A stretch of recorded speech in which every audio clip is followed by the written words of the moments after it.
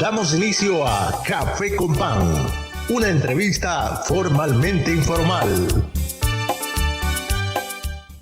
Gracias, amigos televidentes, por estar una vez más en un programa de Café con Pan, las entrevistas políticas del El Salvador. Aquí entrevistamos a todos los candidatos que van para las presidencias, para las alcaldías, para diputados del Parlacen y diputados de la Asamblea Legislativa, a todos de todos los partidos.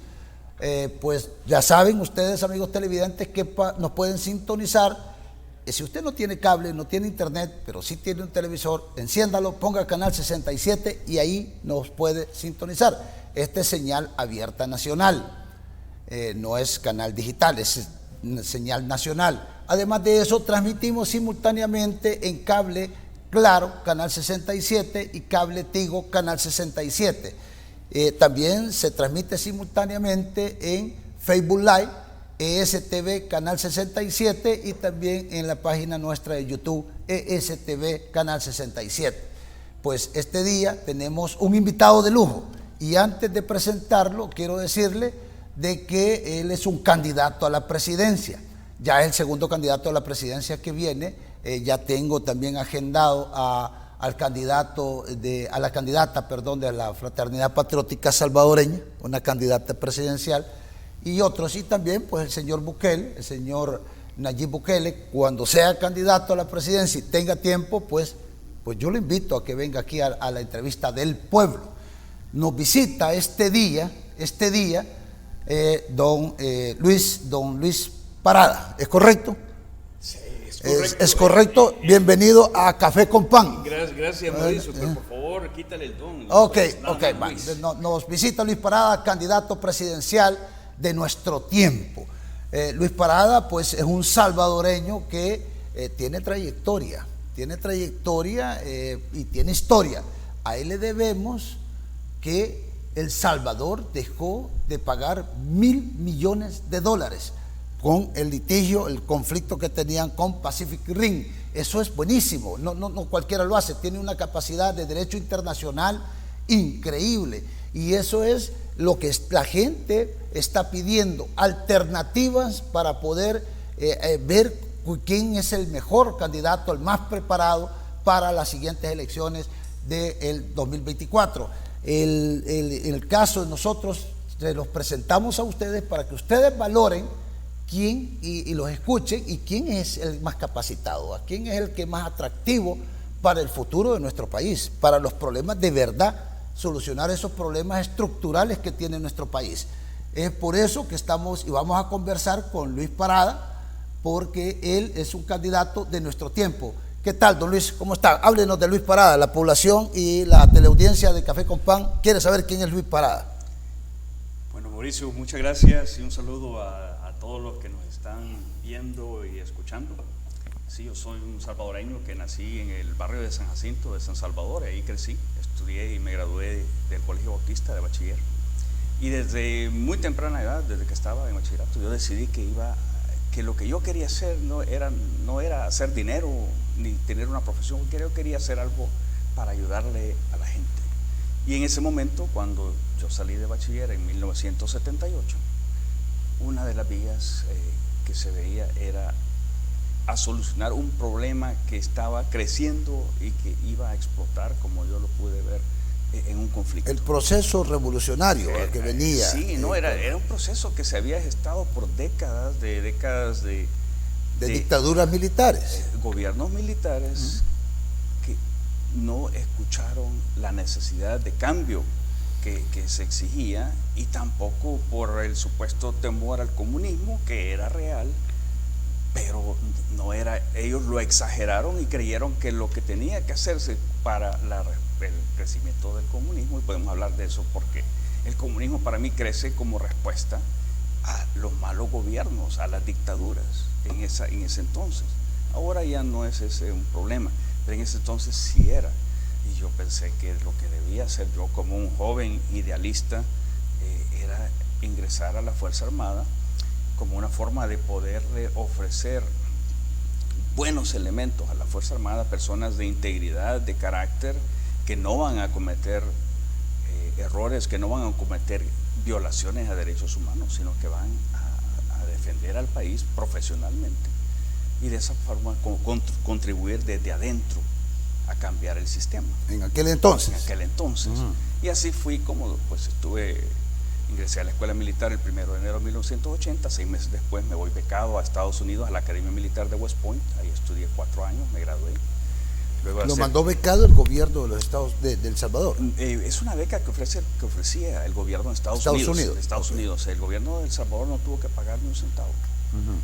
Todo fue una beca del gobierno de Estados Unidos que ofrecía solamente a países, en ese entonces solamente a países de América Latina y a Filipinas. Y te quiero decir que en un espacio de 15 años yo fui el único salvadoreño que me gradué de West Point. El anterior a mí se había graduado. ¿Piloto aviador? No, el West Point no es de la Fuerza Aérea, sino que es del Ejército. Yo cuando regresé graduado vine a la infantería, estuve en el batallón de paracaidistas, año y medio, luego... ¿Para la guerra? Durante la guerra, estamos hablando... ¿Combatió usted? Sí, 3 años. Año y medio en el batallón de paracaidistas y otro año y medio... O sea que en otras palabras defendió la patria. Así es, lo defendí en 2 sentidos. Literalmente. ¿verdad? Sí, así es, literalmente, pero mira, había que defenderlo en 2 sentidos. Primero, no permitir que los combatientes del FMLN llegaran al poder por la vía de las armas. Tenía que llegarse a una solución negociada, que fue como se llamó. Pero también lo defendí porque desde adentro contribuí a que la Fuerza Armada mejorara, fuera más profesional, para poder llegar a ese momento de poder firmar la paz y que la Fuerza Armada llegara a ser una institución muy respetada por la ciudadanía salvadoreña. Entonces se defiende desde adentro. Buscando el prestigio de la Fuerza Armada. Pero mira, que lo había perdido. Sí, el prestigio es un producto de hacer las cosas bien. Entonces, buscando, contribuyendo a mi nivel, al nivel de las otras oficiales que estaban al mismo nivel y a veces hasta de los jefes, porque uno, con el ejemplo y la actuación de uno también influye en los jefes. Y no solo en los subordinados o en los compañeros, sino que también en los jefes. Para que la Fuerza Armada de verdad tuviera esas mejoras que le llegaron a ganar el prestigio de la población. Correcto. ¿Y por qué hoy participa de nuevo en política y a lo grande, pues, candidato a la presidencia de la República?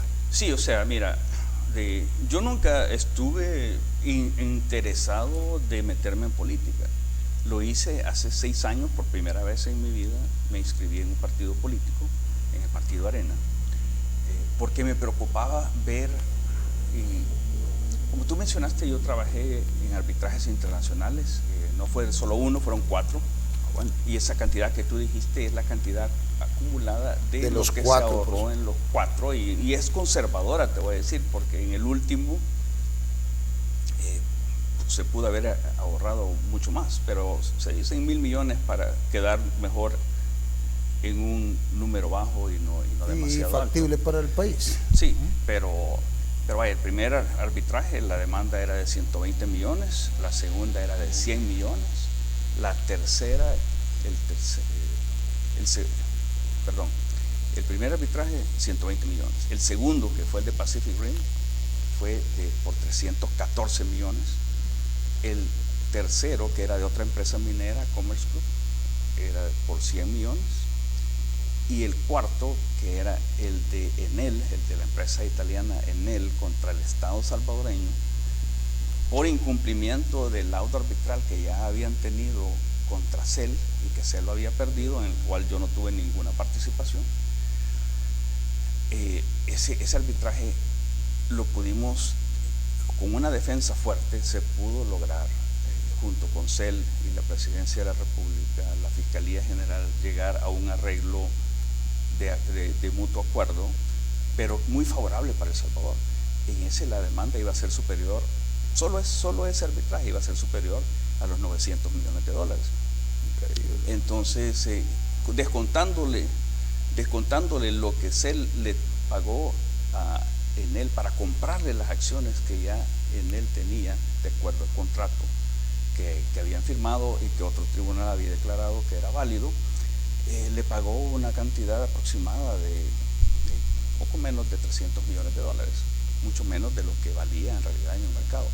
Entonces, ese ahorro que se tuvo, eso es lo que se contabiliza, y solo le contabilizo 500 millones, pero en realidad fue un poco más. Entonces, a través de, todos los años en que estuve viniendo al país constantemente y teniendo, o sea, ¿dónde vive usted? ¿Aquí o allá? No, yo desde hace 26 años emigré a Estados Unidos. Yo vivo cerca de Washington, en el estado de Virginia.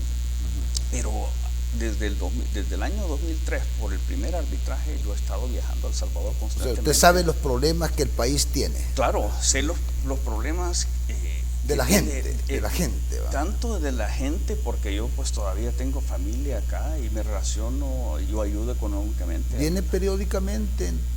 Sí, ¿Viaja sí. periódicamente? No, y mira, y cuando durante los arbitrajes yo estaba viniendo cada 2 meses, por ejemplo. Pero además de conocer los problemas, y los problemas de la gente los comencé a conocer de que estaba en la Fuerza Armada. Sí. Cuando yo estuve en Morazán, veíamos a gente tan pobre y que no tenía ni que comer. O sea, de verdad que estaban aguantando hambre. Y uno se sacaba las latas de comida que teníamos de la mochila. Yo pienso que todavía hay eso, y quizás más acentuado, ¿verdad? Así es. Ahora, por la situación económica actual, causada por algunos factores externos, pero principalmente por la falta de una buena política, por la falta siquiera de una política económica del gobierno actual, la gente está aguantando hambre, y está aguantando hambre. ¿El agro tiene apoyo o no tiene apoyo? El agro nacional. No. Y será eso, además de los... Mira, Mauricio, si el agro está completamente descuidado, y ya lleva años que, durante la pandemia, por ejemplo, en vez de comprarle a los agricultores locales, yo le preguntaba a un líder del país, me decía, mire, Cherito, ¿cómo es posible de que si se va a invertir millones en los paquetes solidarios, por qué irlo a comprar fuera del Salvador y no comprarlo aquí a los agricultores nuestros? Al menos lo que había, lo que no había aquí, pues sí lo podían comprar allá. No entiendo esa parte, explíquemela por favor, Luis. No, es que tampoco yo la entiendo, o sea, es completamente... Bueno, lo que él me decía, sentido. Este líder me decía, no es que lo que pasa es que aquí dan el 10%, me dice, o entre el 10 y el 30%. ¿De qué? De comisión. De comisión. De comisión, es correcto, comillas, de comisión. Sea, de corrupción, y digamos. es corrupción. Pero allá, en Sinaloa, dan también. El problema es que aquí iba a quedar ya con la cola pateada. Sí. Y allá no, pues esa fue la respuesta que me dio. Sí. No, además que allá pueden pagar precios todavía más inflados, y el porcentaje puede ser mayor, porque como todo está completamente oculto de la vista, y eso cuando han quitado todas las leyes esa información de la información, la transparencia de la información. Sí, son 7 años, ¿va? Son 7 años. No solo han quitado la implementación de las leyes de transparencia y el Instituto de Transparencia. Eso ya no funciona. No, sino que han decretado reserva de todo, pero son prorrogables, ¿va? Pueden hacerlo otros 7 años más. Pero no lo van a hacer, porque ya no van a estar en el gobierno. Bueno, ya es una muy buena razón, ¿va? No, mira. Es una muy buena razón. El pueblo salvadoreño está demandando un buen candidato a la presidencia. Sí. Y pues yo no tengo duda de que tú puedes ser un buen candidato a la presidencia. No, yo tampoco tengo duda de que lo soy. Es un hecho, es un hecho. Si no sería, es un hecho porque eso es lo que está pidiendo, demandando la población. ¿Por quién? La alternativa, pues. Sí.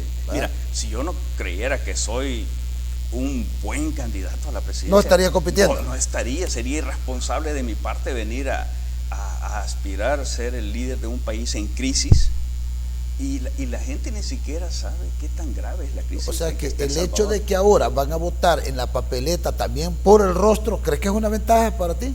¿Ah? Pues yo creo que sí, porque la gente va a ver la diferencia entre alguien que lo mira y le dice la verdad y en alguien que lo ha estado engañando todo este tiempo. Además de eso, también por currículum, me imagino. Sí, mira, el currículum es importante. Yo de verdad pienso y estoy seguro que una persona, por ejemplo, con un título universitario, donde no vas a...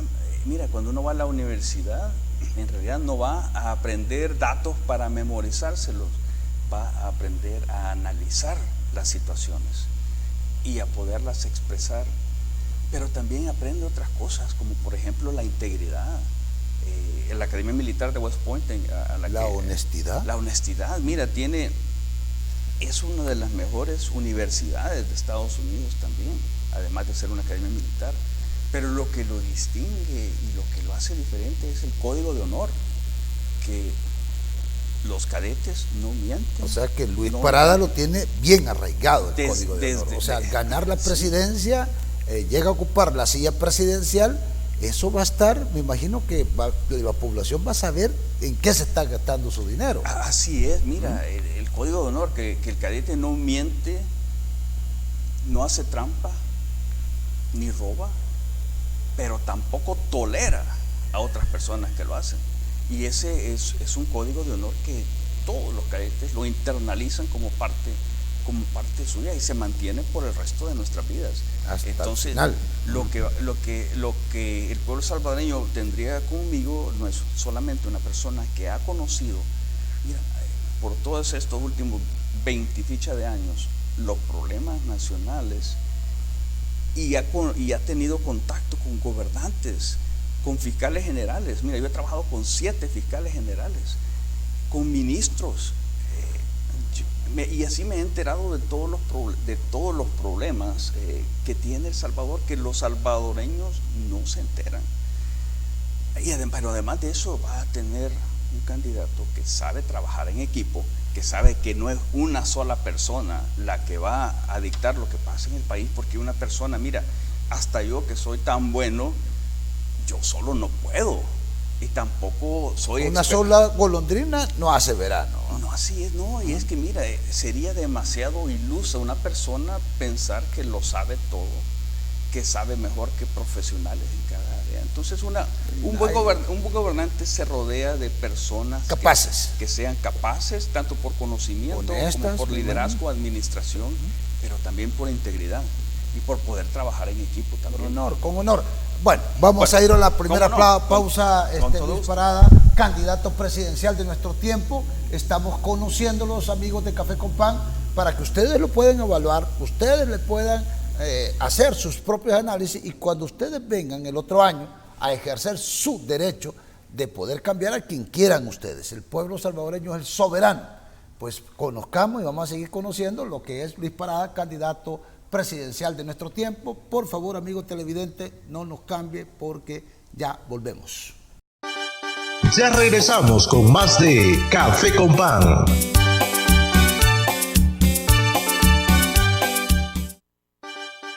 Continuamos con más de Café con Pan. Gracias, amigos televidentes, por continuar con nosotros aquí en el programa Café con Pan. Estamos conversando con el candidato presidencial de nuestro tiempo, el licenciado Luis Parada, ¿va? Luis Parada. Luis Parada. Luis Parada para los salvadoreños y salvadoreñas. Estamos conociéndolo y pues vamos a seguir conversando sobre la realidad nuestra, la realidad nacional. Una pregunta que me gustaría que me respondiera es: ¿cuál es su tendencia ideológica, Luis? Mira, con gusto, solo que quiero terminar algo que se quedó a medias de la conversación pasada. Adelante. A través de todos estos años en que yo he estado viniendo constantemente a El Salvador y teniendo interacciones con funcionarios de alto nivel de varios gobiernos, he podido ver pues todos los problemas que se dan a alto nivel, que me ayudarían muchísimo para saber gobernar. Pero eso fue lo que me llevó, precisamente lo que estaba viendo con el arbitraje de Pacific Rim en el año 2016. Me hizo ver que el país estaba sin rumbo y que estaba en un periodo en que no tenía un liderazgo. ¿Quién estaba gobernando en ese entonces? Pues mira, no sé. En Era Mauricio Funes, creo, ¿va? No sé en realidad quién estaba gobernando, te voy a decir. O sea, o si me preguntas quién era el presidente. Sí, yo creo que Sánchez Serén. Si me preguntas quién es el presidente, te digo que era el profesor Sánchez Serén. Okay. ¿Quién estaba gobernando? No sé. Bueno, esa es otra cosa. Sí, porque eso precisamente, yo no quiero criticar al profesor Sánchez Serén. él cuando se dio cuenta de la situación de la que te voy a hablar, porque se lo dijo a la viceministra de Medio Ambiente, Lina Pol. Él actuó correctamente y detuvo todo lo que estaba pasando, pero a mí lo que me dio temor es que no veía un liderazgo fuerte, capaz. No había presidente. Y que le dijera a la gente lo que estaba pasando. Porque mira,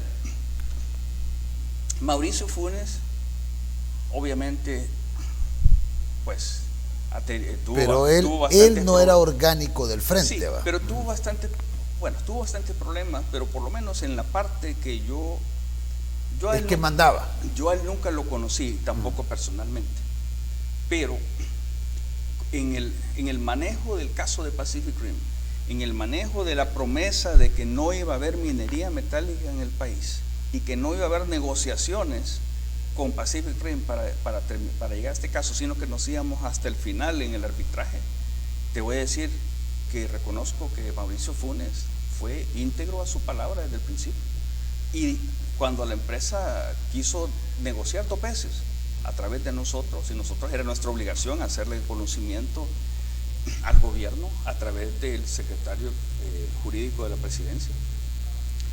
La segunda vez que le hicimos llegar que la empresa quería negociar, me dijo el secretario jurídico que el presidente Funes lo había mandado al carajo y le había dicho: si me vuelves a venir con otra propuesta de negociación de Pacific Rim, te despido. Entonces sí, él era serio. Y otra cosa en que fue serio para proteger los intereses del país, y nuevamente yo no tengo ningún vínculo, ni amistad, ni nada, ni comunicación, ni nada. Nunca lo he conocido, pero, o sea, yo sé que las duramente criticado y algunas cosas con razón. Pero te voy a decir que con otra cosa que él actuó bien fue cuando yo le recomendé, después de ver una vulnerabilidad que había en la ley de inversiones de El Salvador, que también se aceptaba ir a arbitraje internacional con las empresas transnacionales, aparte de esa aceptación que ya había en tratados internacionales que cubrían más de 20 países, yo venía diciéndoles que era necesario reformar ese artículo para quitarle eso. Y al final, cuando dejaron que esa decisión llegara al presidente Funes, porque al principio lo estaban bloqueando, tanto en el Ministerio de Economía como en la Secretaría Jurídica de la Presidencia, porque la gente pensaba, los que estaban ahí, no sé si era el ministro, yo no creo que el ministro era un funcionario más abajo, y también el secretario jurídico de la Presidencia, pensaban que eso iba a dar una mala señal a los inversores extranjeros, como que El Salvador iba a seguir la ruta de expropiación de Hugo Chávez y que por eso estaban quitando. Pero yo le digo, no, porque ya El Salvador tiene tratados de promoción de inversión bilaterales y multilaterales que cubren a más de 23 países y la gran mayoría de los socios comerciales. Entonces no hay necesidad de mantener eso, porque era como, y les hice hasta yo creo que por eso es que no nos va muy bien en el fútbol aquí, porque ni siquiera cuando les hacen una comparación con el fútbol no lo entienden. Yo les decía, miren, es como que usted vaya al Mundial de Fútbol a jugar contra Alemania en estos. Pero no solo eso, sino que usted acepta que su portería sea el doble de grande de la portería normal. Entonces le pueden meter goles doblemente o más, porque usted mismo ha aceptado que además de tener tratados internacionales en los que El Salvador se compromete a llevar cualquier problema con inversionistas, también tiene una ley de inversiones. Y los 3 primeros arbitrajes que tuvo El Salvador fue una doble invocación de jurisdicción por el tratado y la ley de inversiones, y eso se vio muy claramente en el caso de Pacific Rim. Ese caso lo hubiéramos ganado en la etapa jurisdiccional si no habría sido por esa ley de inversiones, porque ahí ganamos toda la jurisdicción bajo el tratado CAFTA fue desechada, pero nos fuimos al fondo, que fue la parte más cara. De los 13 millones de dólares que se gastaron en ese caso, 5 fueron en la etapa inicial de jurisdicción y 8 fueron en la otra. Nos habíamos ahorrado esos 8 millones. Pero por eso, entonces mira, vaya, aquí puede ver nuestros amigos televidentes, una muestra una muestra de que a mí lo que me mueve son los intereses de El Salvador, no mis intereses personales. O sea, usted ya está realizado, así, sí, digamos, personalmente. Pero te voy a explicar por qué, en este caso específico de la reforma del artículo 15 de la Ley de Inversiones. Mira, yo ya me había ganado la confianza de diferentes gobiernos y prácticamente por confianza, cualquier caso nuevo que llegaba, me lo pedían a mí si podía representar a El Salvador, por esa es la confianza que me había ganado. Pero específicamente en ese caso de la Ley de Inversiones, al ver que los primeros 3 arbitrajes había sido doble invocación, y yo venía del primero diciendo que la cambiaran, pero el segundo y el tercero entraron uno detrás del otro con 3 meses de diferencia de las 2 mineras. Imagínate, yo como abogado y la firma en que yo estaba, porque la firma es la que tenía el contrato claro, yo soy el que manejaba los casos, pero la firma, el bufete de abogados es el que tenía el contrato con los diferentes fiscales generales, que son los que representan el Estado en todos los litigios internacionales. El bufete gana más entre más arbitrajes hay, ¿no? Obviamente. El bufete gana más si es un arbitraje doble, porque el caso se hace más complicado y más grande que si es solo uno. Pero yo no estaba buscando los intereses del bufete en que yo trabajaba, estaba buscando los intereses de El Salvador, y por eso es que insistí en que tenían que quitar esa doble portería que tenía El Salvador. Y en efecto, cuando al presidente Mauricio Funes se le llevó esa propuesta, le pareció correcta y la aprobó, o sea, la mandó a aprobación, porque tenía que ser una reforma de ley, a la Asamblea Legislativa. Vino una embajada de un país amigo y le pidió que no la firmara. Me mandó el secretario jurídico a que le hiciera un documento con por qué se debía firmar. Se lo envié. Cuando lo vio el presidente Funes, dijo: no, yo no le voy a hacer caso a este amigo y aliado, y yo voy a firmarlo, y lo firmó. Entonces, por lo menos en el asunto de la defensa del país, por los intereses del país, bueno, no solo de un ejemplo de cómo soy yo, pero también lo que te quería decir es la diferencia, o cómo actuó el entonces presidente Mauricio Funes. Actuó correctamente. Okay. En el caso del profesor Sánchez Serén, en el gobierno de él, el problema es que él tenía un estilo completamente diferente. Yo creo que por falta de conocimiento y preparación académica, pienso yo, en mi opinión. No sé. Yo creo que es una tanto diferencia de personalidad como en la confianza que depositó en algunos funcionarios. La gente lo dice, ahí en los supermercados, en el mercado y donde usted vaya, ¿entiende? Ahí caminando, la gente dice: hoy sí hay presidentes. Sí, sí. Hoy, antes no había presidente.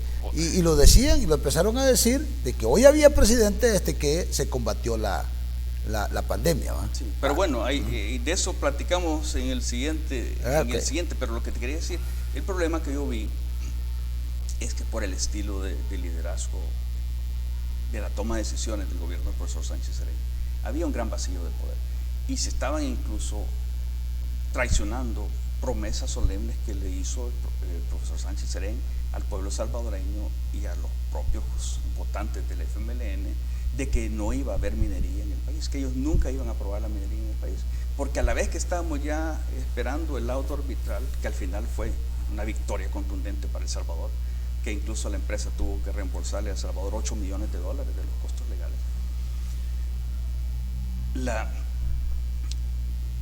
Mientras estamos ya solo esperando el laudo arbitral, empiezan negociaciones debajo de la mesa, te digo, porque no pasaron por nosotros, porque nadie sabía, fueron ocultas, no te quiero decir. Que sea alto nivel, más alto nivel. De alto nivel, pero sin conocimiento del presidente de la República. Ah, bueno. Sin conocimiento del presidente de la República, habían funcionarios de alto nivel que tenían... Había un cogobierno entonces entre la dirigencia del partido y el presidente. No, porque ellos eran funcionarios del gobierno también, pero... Pues sí, habían funcionarios del partido. Que de verdad estaban ejerciendo el poder, de verdad ellos eran los que estaban tomando el verdadero poder. Las decisiones. Bueno, esa es otra historia que quizás ni siquiera sabemos quién es el verdadero poder detrás de los gobiernos. Muchos saben quién era el verdadero poder, obviamente. Pero bueno. El pueblo lo sabe incluso. Pero por lo menos... En aquel entonces, hoy más o menos. Bueno, no, pero quería decir, había otros funcionarios que estaban negociando con la empresa y yo no te quiero, y por favor seamos claros, yo no quiero hacer ninguna acusación que lo estaban haciendo para dávidas, o sea, recibir dinero y sobornos y corrupción y todo lo demás. Yo no estoy sugiriendo eso, pero obviamente, y las negociaciones tenían como objetivo de que hubiera minería en el país. O sea, una traición de una promesa. Había un sector importante de poder político, de funcionarios que querían que la minería se implementara en el país. Así es. Había gato encerrado, definitivamente. Había gato encerrado porque, mira, cuando las cosas no son transparentes se presta a cualquier cosa. Claro. Y allí no había nada de transparencia. Pero lo importante, Luis... Pero yo lo que te quiero decir es esto. Probablemente ellos pensaban que la minería podía... Bueno, primero, la paja... Discúlpenme, televidentes. La mentira. La mentira era la excusa de que podíamos perder el arbitraje. Entonces, para no tener que pagar $300 millones, mejor había que darle permiso para que funcionara. Permiso y que tal vez contaminar los mantos acuíferos con el cianuro y todo lo demás. Sí, no, es que eso le creían a la empresa, que a la empresa les decía que no iba a hacer. Es que todos estos son mentirosos y prometen todo, y después cuando el río está completamente contaminado. Y la gente envenenándose y muriéndose. Claro, y ese es un río que vierte en el río Lempa. Y para los que no saben, del río Lempa sale el 60% del agua potable que tomamos los salvadoreños. Tomamos los salvadoreños, sí. Incluso aquí en la capital de San Salvador. O sea, es un problema remoto que puede... Que iba a tener consecuencias catastróficas a nivel nacional. Así es. Entonces, al ver de verdad, ese gran desconecte que había. Y te digo, yo puedo hablar sobre esto, porque Dios... Cuando quisieron convencerme... Y con orgullo, Luis, porque hacer que el país gane $1.000 millones, no de cualquier... Otros lo roban. No, que no los pierda. Porque que no los pierda, pero es casi una ganancia, no, pues, claro, es una ganancia. Porque iba a ser una derogación, ¿verdad? Sí, y lo más seguro que si hubiéramos perdido el caso de Pacific Rim, habría habido el tránsito. Esa parte de ese hecho, de ese trabajo que hiciste por El Salvador, Luis Parada, el pueblo lo sabe. Sí, pero Mauricio, déjame terminar porque es importante. Y mira, yo te prometo algo, porque sé que no vamos a terminar con los temas que no tenías pensado. Si hay como 20 temas y apenas vamos por el primero. Pero es importante porque estamos hablando de un nivel de profundidad que muy pocas veces ve la gente. Y creo que es importante que lo conozcan. Porque es parte de la historia de ustedes que no se conocen. Ahorita estoy diciendo cosas que no las he dicho en ningún programa. Y te digo por qué lo puedo decir. Normalmente un abogado no puede hablar de estas cosas por el secreto profesional. Pero un candidato presidencial sí. No, tampoco. Yo sigo siendo abogado. El que puede autorizarme a mí a hablar, ya me había autorizado. ¿El pueblo salvadoreño? El fiscal general. Ah, bueno. El fiscal general. Yo cuando escuché lo que me estaban tratando de convencer, mire, primero le dije al funcionario y todo su equipo de asesores que estaban queriendo convencerme, pues yo les dije, miren, primero la premisa de que vamos a perder el arbitraje es falsa. Y yo les dije, yo tengo la certeza de que con un 90% o más de probabilidad que vamos a ganar. Así que olvídense de eso. Y al final pues les di otras razones, les dije que la minería no era viable. ¿Pero eso no le creó anticuerpos, Luis Parada? De seguro, y yo creo que estuvo relacionado con que se tardaron más de 3 años de pagar los honorarios legales que nos debían, que era una cantidad bastante grande y que desafortunadamente resultó en el despido de varias personas que trabajaron defendiendo El Salvador porque el bufete dejó y le habíamos nosotros pagado a todos los subcontratistas que se les debían $2 millones, les tuvimos que pagar.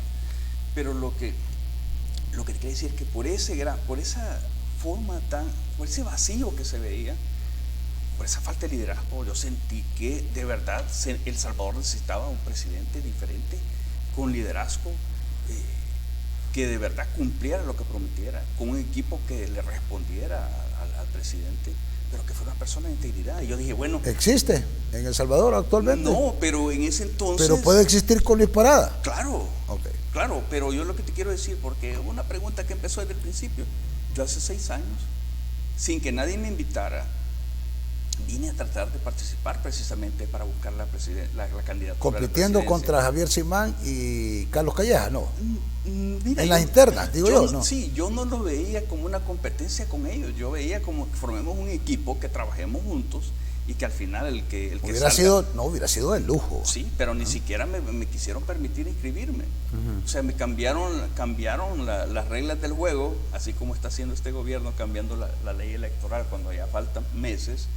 Cambiaron las reglas del juego y yo dije, entonces así no voy a poder participar, no me voy molesto con nadie, a mí nadie me llamó, yo vine a querer, porque veía el gran vacío que tenía El Salvador. Y tú sabes que cuando falta de liderazgo, sí, no había liderazgo. No, y cuando no hay liderazgo, cuando no está lleno de, cuando hay un terreno que está baldío, ¿qué es lo que crece? Hoy entiendo esa parte de la Pacific Rim. O sea, el pueblo no es tonto, el pueblo salvadoreño no es tonto. Esas cositas hicieron que viniera el voto de castigo contra el gobierno anterior. Sí, mira, que había muchos ahí que querían, se aprovecharon de sus puestos y realmente no. Cuando tú tienes un terreno baldío y no lo mantienes cuidado, ¿qué pasa? Que crece la mala hierba. Claro, por supuesto. Y entonces yo quería llenar ese vacío con una persona con capacidad y con integridad y que conocía los problemas de El Salvador.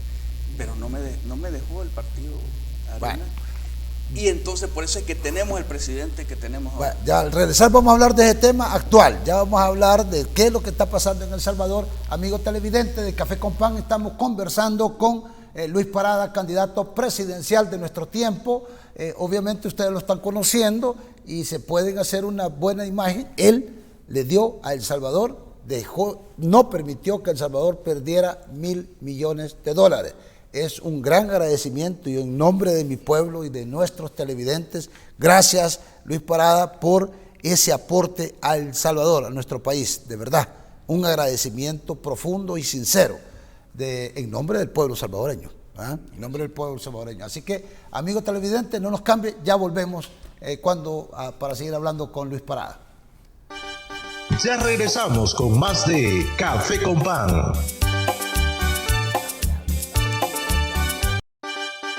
Continuamos con más de Café con Pan. Gracias, amigos televidentes, por continuar con nosotros aquí en su programa Café con Pan, en la entrevista de políticos, ¿verdad? Entrevista de candidatos a alcaldes, a diputados de la Asamblea Legislativa, a diputados del Parlacen y también a candidatos presidenciales. Y hoy estamos hablando precisamente con uno de ellos, Luis Parada, candidato presidencial de nuestro tiempo. Vamos a entrar quizás en materia actual, porque ya hablamos de la historia. Ya dimos los agradecimientos a Luis Parada, un homenaje, una placa de reconocimiento, hubiera sido bueno entregarlo en nombre del pueblo salvadoreño por ese hecho de no dejar permitir que El Salvador perdiera $1,000 millones. Y eso es bastante, bastante. Mauricio, mira, a mí uno de los objetos materiales más preciados que tengo es una placa que me entregó la Mesa Nacional frente a la Minería Metálica. A mí. Eso fue allá en Cabañas, en Santa Marta, ¿no? No, esto fue hecho acá en un evento en San Salvador, donde asistió el viceministro de Medio Ambiente y todo eso.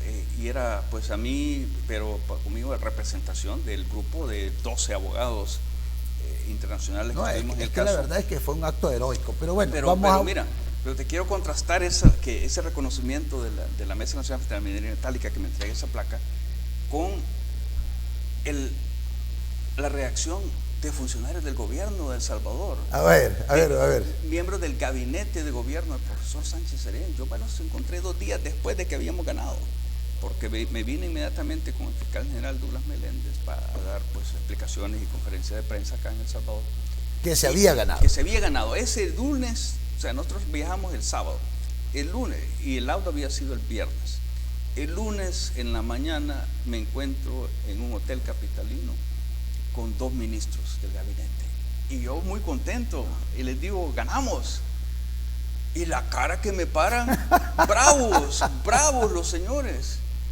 Y yo no entendía, hasta que entendí que ellos querían que perdiéramos.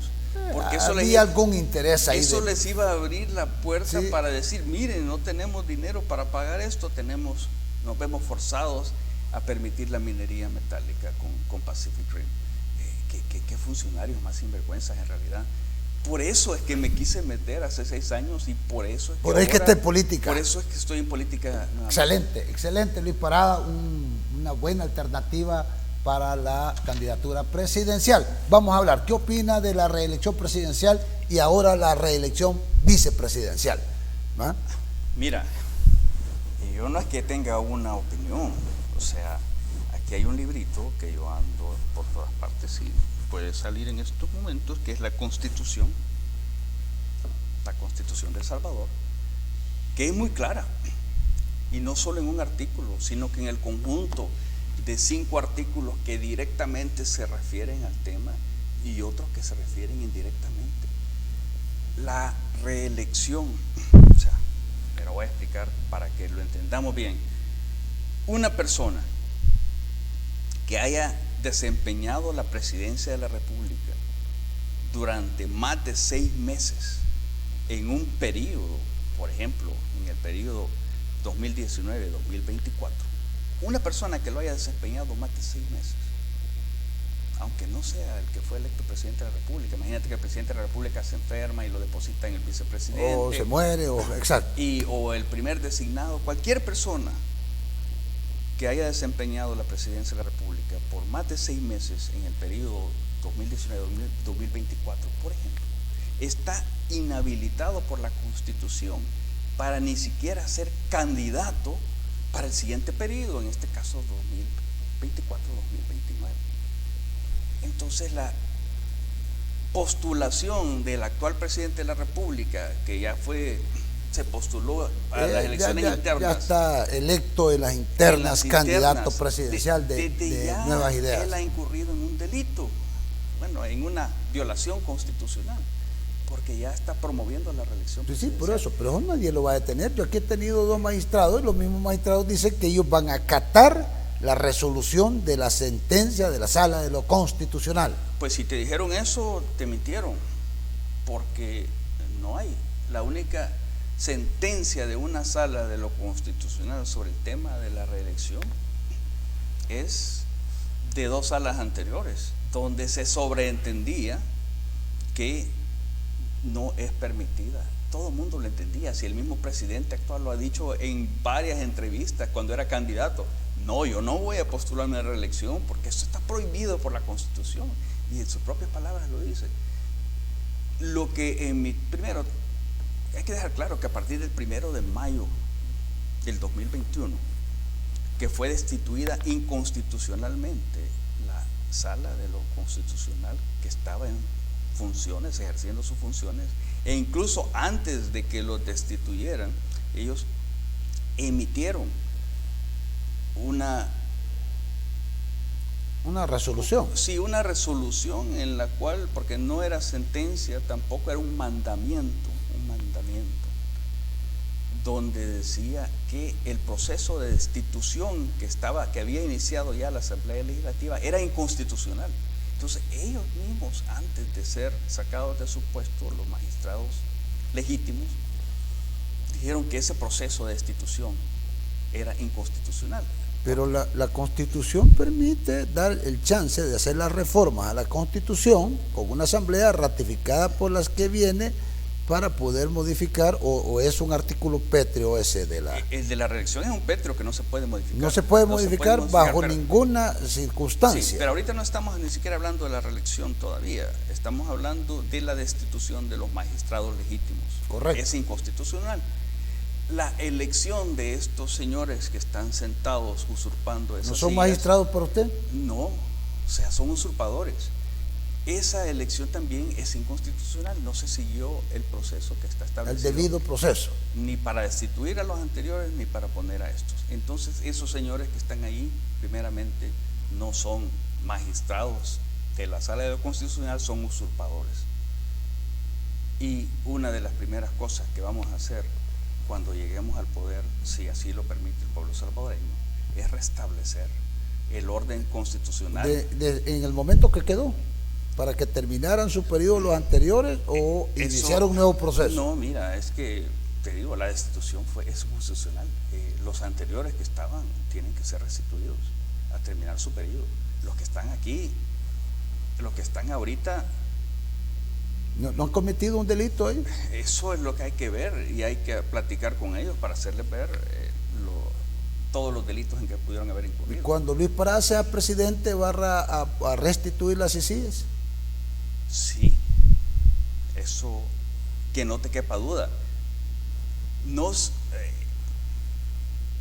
Pero de verdad, y que retome los casos. Y que tenga dientes, que claro, tenga dientes. Claro, no solo eso, sino que le voy a hacer también la fiscalía es un grave problema. La destitución del fiscal anterior también fue inconstitucional. Volver al estado mira, que estaba. Había un grupo de excelentes fiscales e investigadores que eran los que en el caso Catedral. Que era de corrupción de la pandemia. Todos los 12 casos, Sí, así, 12 o 13 casos. Ellos los desarticularon completamente. Y los despidieron.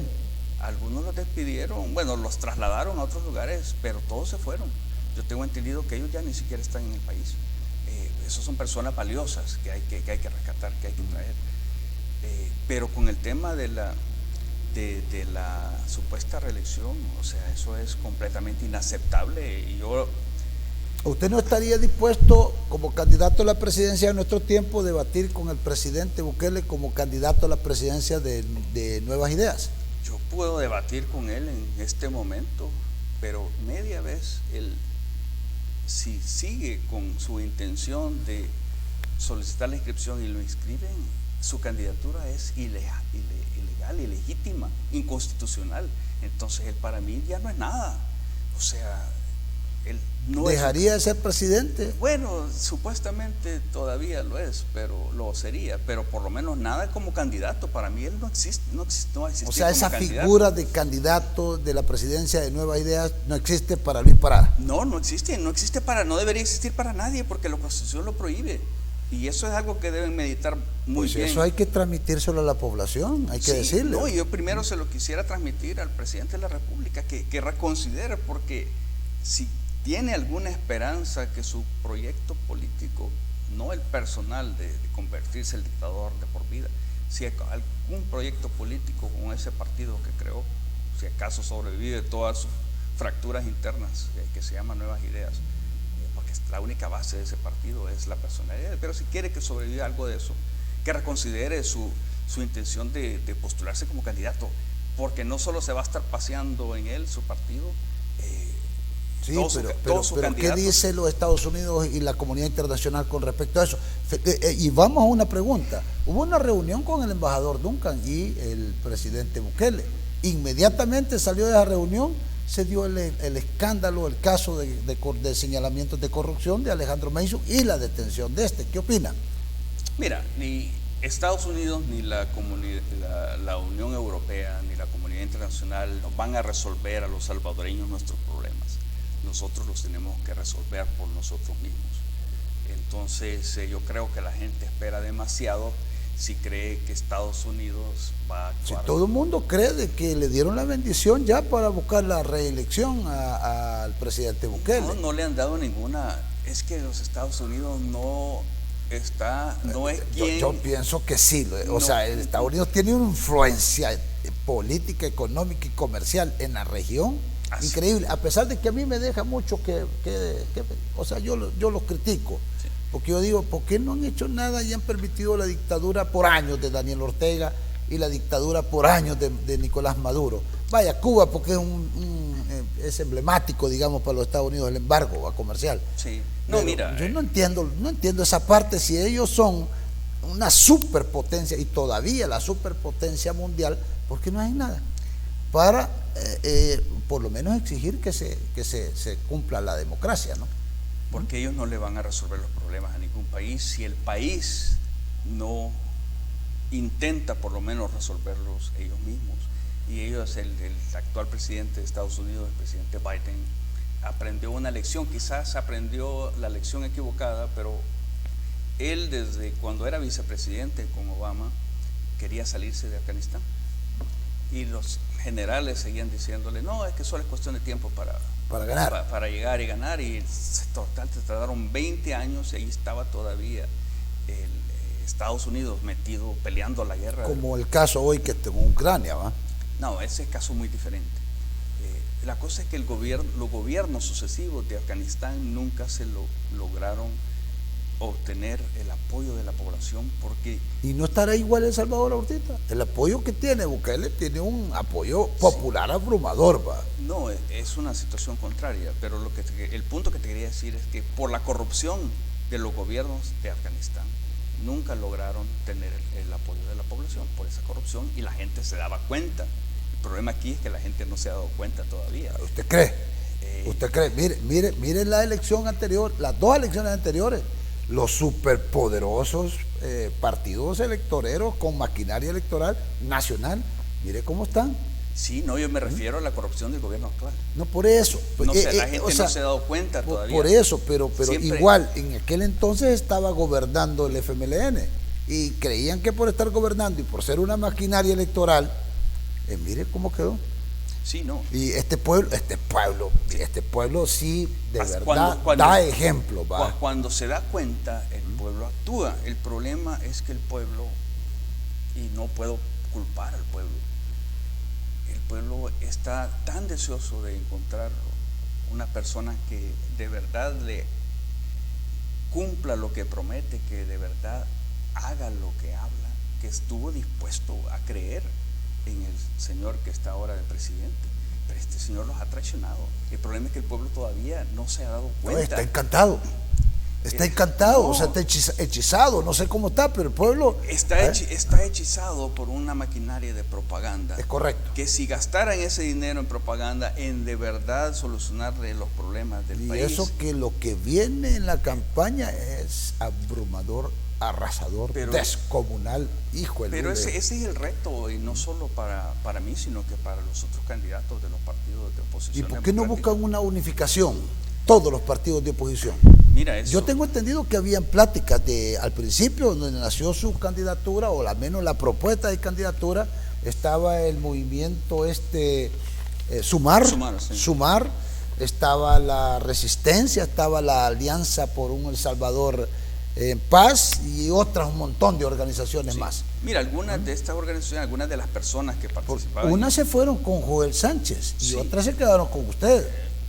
Es que mira, eso es otra cosa aparte que yo no sé de dónde salió, pero lo que te quiero decir es esto: cuando el movimiento Sumar nos presentó con los representantes de los 4 partidos de oposición. Había 4 partidos, o sea, Arena, País, Nuestro Tiempo, y parece que estaba gente del FMLN, líderes históricos. Las pláticas que estaba teniendo el movimiento Sumar con partidos era con los partidos que tenían representación legislativa y que fueran de oposición democrática.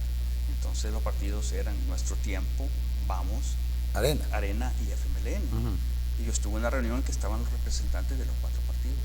Pero te quiero decir, la noticia que salió al principio de que estaban formando una coalición de partidos, eso nunca fue la idea. Pero puede ser. Ya, una coalición ya no, ya se alianza, no, si todavía o todavía terminó en los tiempos electorales. Los tiempos electorales para hacer una coalición. Según el calendario electoral, pero alianza sí. Terminaron el 7 de agosto, pero una alianza sí. Una alianza puede tener diferentes formas.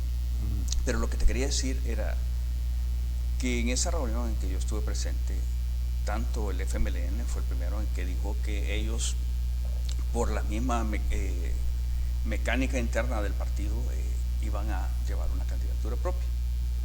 Y el representante de Arena dijo lo mismo, que muy probablemente iban a llevar una candidatura propia. Así que eso de que iban a haber, eso no fue... La candidatura de Luis Parada nace de la sociedad civil, al menos parte de la sociedad civil. Sí, claro, porque la sociedad civil es tan amplia que es imposible. Es correcto. Igual dice Joel Sánchez, bueno, yo no soy candidato de Arena, yo soy candidato de la sociedad civil, que está en el vehículo de Arena. Él fue propuesto también por otro grupo de sociedad civil. Es que la sociedad civil es muy amplia. Enorme. Entonces, pero es necesario que cualquier propuesta la acoja un partido político, porque solamente por constitución, solamente los partidos políticos pueden llevar legalmente. Esos son los únicos de llevar candidatos a la presidencia, porque por ejemplo para los diputados pueden ser no partidarios, pueden ser candidatos únicos, pero para la presidencia no, es obligatorio.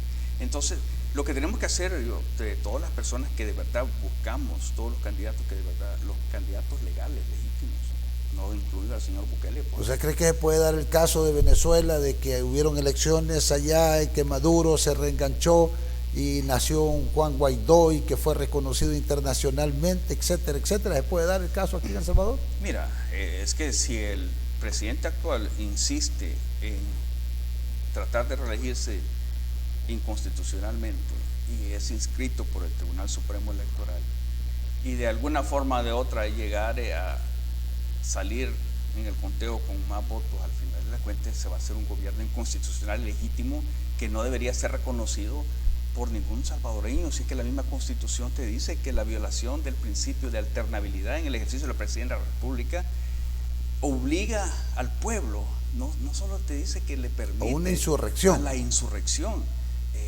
Ese término la gente lo confunde, dice guerra, pleito, no sé, ¿qué es insurrección?